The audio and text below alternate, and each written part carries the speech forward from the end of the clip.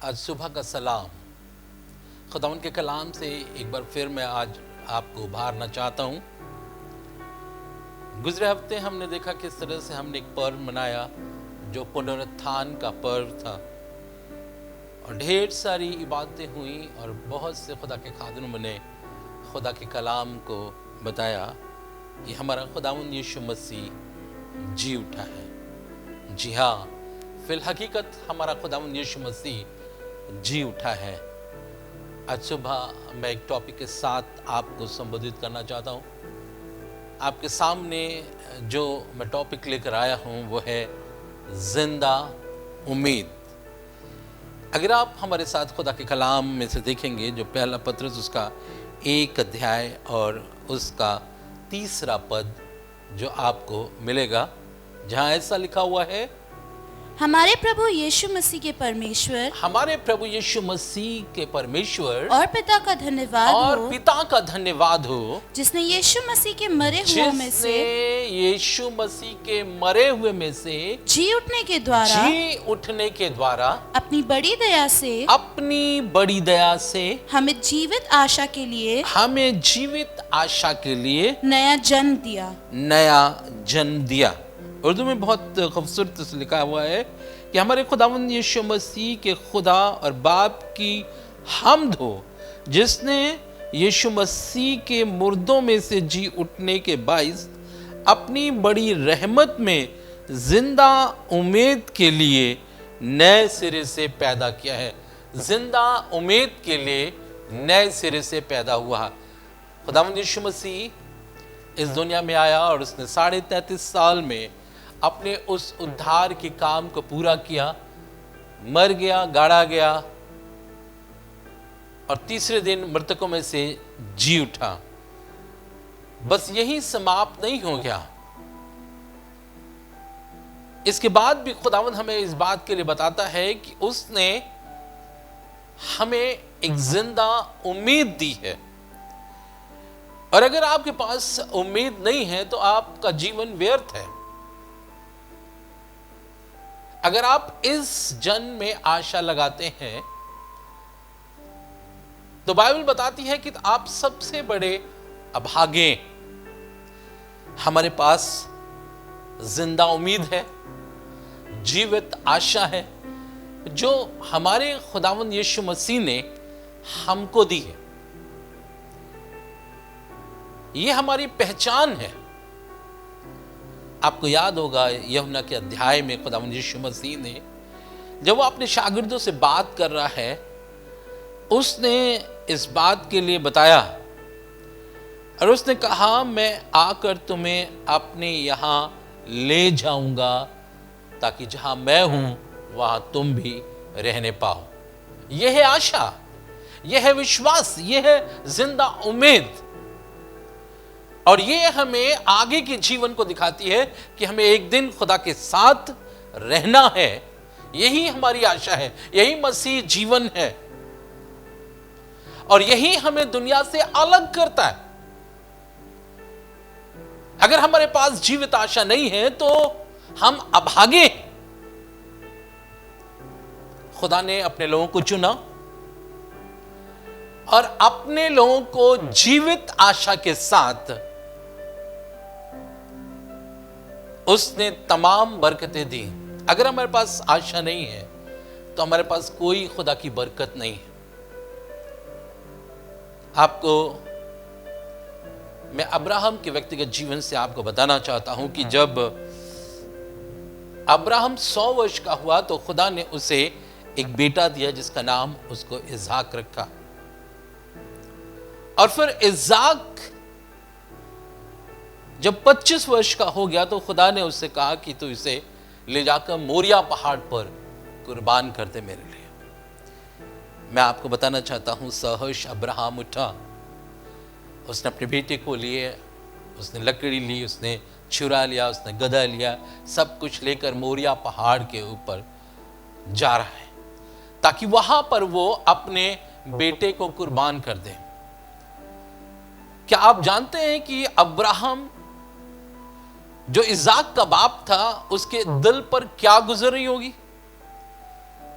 क्या आप सोचते हैं कभी, आपने ये सोचा होगा कि अब्राहम शायद बहुत दुखी होगा, बहुत तकलीफ में होगा कि क्या होगा, पर मैं आज आपको बताना चाहता हूं कि अब्राहम के पास एक जिंदा उम्मीद थी, एक जिंदा आशा थी, और यही उसे हिम्मत दे रही थी, यही उसके पांव में नया बल दे रही थी, ताकि वो अपने बेटे को लेकर उस जगह जाने पाए, वहां कुर्बान करने पाए। अगर मेरे साथ आप निकालेंगे इब्रानियों उसका 11 अध्याय।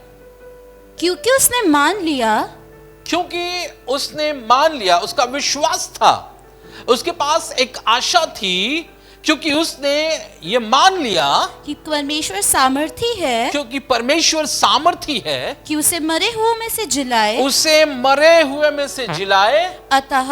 अतः उन्हीं में से दृष्टांत की रीति पर, उन्हीं में से दृष्टांत की रीति पर वह उसे फिर मिला।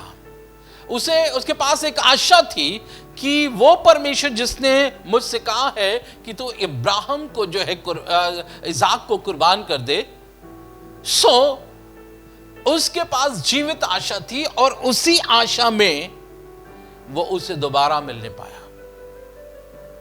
आपको मालूम है यूसुफ भी एक नई आशा के साथ, जब वो मरने पर था, अपने भाइयों को बुलाकर कहा कि अब मैं मरने पर हूं, पर मैं तुमसे एक बात कह रहा हूं, तुम मेरी हड्डियों को अपने साथ लिए जाना, क्योंकि मुझे मालूम है वो खुदा जिसने हमें उम्मीद दी है, वो निश्चित रूप से इज़राइलियों को मुल्क कनान में ले जाएगा, और तुम जाने पाओगे, तुम्हारा छुटकारा होने पाएगा, तुम लाल समुद्र के बीच में से होके जाओगे, वहां तुम्हारा बपतिस्मा होने पाएगा, और मेरी हड्डियों को तुम लेते जाना, ताकि मेरा भी वहां पर बपतिस्मा होने पाए। फिर तुम उस स्थान पर जाना जहां हमारा प्रभु जो है मरने के बाद गाड़ा जाएगा, वहीं पर मेरी खबर होगी, क्योंकि उसके पास एक जीवित आशा है, एक जिंदा उम्मीद है, और वो उम्मीद यह है कि जब हमारा खुदावंद यीशु मसीह मारा जाएगा, गाड़ा जाएगा, और पुनः तीसरे दिन मृतकों में से जी उठेगा, और जीतने के पूर्व सारी कब्रें खुल जाएंगी, और वो जो विश्वासी हैं, वो जो उसमें सो गए हैं, वो पुनः जी उठेंगे, और मैं भी उसी दिन जी उठूंगा। मैं भी उसके साथ उन बादलों पर जाने पाऊंगा, जहां है वो वहां मैं भी रहने पाऊंगा। पर मेरे पास एक आशा है, और इसी आशा को वो अपने भाइयों के बीच में बांटना चाहता है।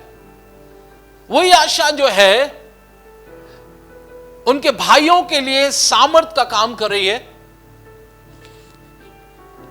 वो बड़े ईमान के साथ लाल समुद्र से होकर जा रहे हैं, जंगलों के बीच में से जा रहे हैं, बड़े ईमान से यरीहो के बीच में वो चले गए, बड़े ईमान से, क्योंकि उन्हें मालूम था किसी ने उन्हें एक जीवित आशा दी है, एक जिंदा ईमान उन्हें सौंपा गया है। पर आज मैं आपको बताना चाहता हूं, यहां पर दो लोग हैं जो इमौस के रास्ते पर जा रहे हैं, और ये प्रभु यीशु मसीह के शिष्य हैं, जिन्होंने प्रभु यीशु मसीह को बहुत करीब से देखा है। हो सकता है आपने यीशु मसीह को बहुत करीब से देखा है, आप यीशु मसीह के साथ उठते बैठते चलते फिरते हैं। मुझे नहीं मालूम, क्या आपके पास जिंदा उम्मीद है? क्या आपके पास एक जीवित आशा है? मेरे अजीजों, अगर आप लूका उसका 24 अध्याय और उसके 21वें पद को देखें, परंतु हमें आशा थी। ये दोनों शिष्य इस बात के लिए कह रहे हैं, मुझे आशा थी। क्या थी का मतलब है, एक समय था कि उनके पास जिंदा उम्मीद थी, जिंदा आशा थी, लेकिन आज क्या है? आज वो कह रहे है नहीं मेरे पास, थी। आगे, परंतु हमें आशा थी, हाँ, कि यही इज़राइल को छुटकारा देगा। इज़राइल को छुटकारा देगा। इन सब बातों के सिवाय इन सब बातों के सिवाय इस घटना को हुए तीसरा दिन है। इस घटना को हुए तीसरा दिन है। सब कुछ खत्म हो गया और यही कारण है मैं यरूशलेम को छोड़कर हम जो है इमाउस की राह पर जा रहे हैं। यरूशलेम खुदा का घर है और इमाउस दुख की नगरी है। खुदा के घर को छोड़कर हम दुख की नगरी में प्रवेश कर रहे हैं, क्योंकि ये जिंदा उम्मीद अब जाती रही है। बहुत दिन नहीं हुए हैं, आज तो तीसरा ही दिन है, पर क्या हो गया है? ये छोड़ने के लिए तैयार हैं कि हम चले जाएंगे और इमाउस में रहेंगे। पर मैं आपको बताना चाहता हूं, खुदावंद यीशु मसीह इनके साथ हो लिया। खुदावंद यीशु मसीह इनसे बात करने लगा। खुदावंद यीशु मसीह ने इनके साथ उपरोक्त की कोठरी में रोटी तोड़ी। खुदावंद यीशु मसीह ने मूसा से लेकर प्रभु यीशु मसीह तक की सारी भेद की बातों को इनके ऊपर बताया। और तब जब उसने रोटी तोड़ी तो उनके बीच से चले गए और इनकी आंखें खुल गई। इनके पास एक जिंदा उम्मीद आ गई। पर यह कैसे हुआ? यह कैसे हुआ? इनके पास एक आशा थी पर वो जाती रही। मेरे अजीजों, कलाम के ना जानने के कारण, कलाम को ना सुनने के कारण, कलाम को ना पहचानने के कारण ऐसा होता है कि हमारे पास से जीवित आशा जाती रहती है। पर खुदावंद यीशु मसीह आज हमको अपने कलाम से उबारना चाहता है। खुदावंद यीशु मसीह अपने कलाम से हमें उत्साहित करना चाहता है ताकि वो आशा हमारे पास बनी रहे। दूसरा तीमुथियुस उसका 2 अध्याय और उसका 13वां पद।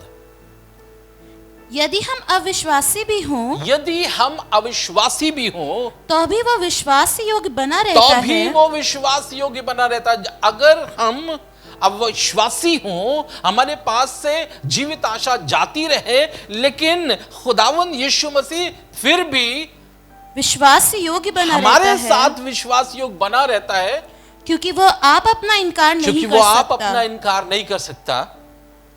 वो आप अपना इनकार नहीं कर सकता। वो खुदा है। वो चाहता है कि हम में से हर एक व्यक्ति उस जगह रहने पाए जहां वो है। और इसलिए वो अपने कलाम के द्वारा हमको एक जीवित आशा देना चाहता है, एक जीवित विश्वास देना चाहता है। काश कि ये कलाम हमारे अंदर आने पाए, काश कि ये कलाम हमारे अंदर घर कर जाए, काश कि ये कलाम प्रभु के नाम को महिमा दे। जी हाँ, ये वचन है जो प्रभु को इज्जत देता है, जो प्रभु के विषय में बताता है, जो प्रभु की जीवित आशा हमारे ऊपर सामने खोल देता है, ताकि हम अविश्वास में ना रहें, वरन एक जीवित विश्वास में अपने जीवन को व्यतीत करने पाए। खुदावंद इस कलाम के द्वारा बहुत आयत की आशीष दे। आमीन।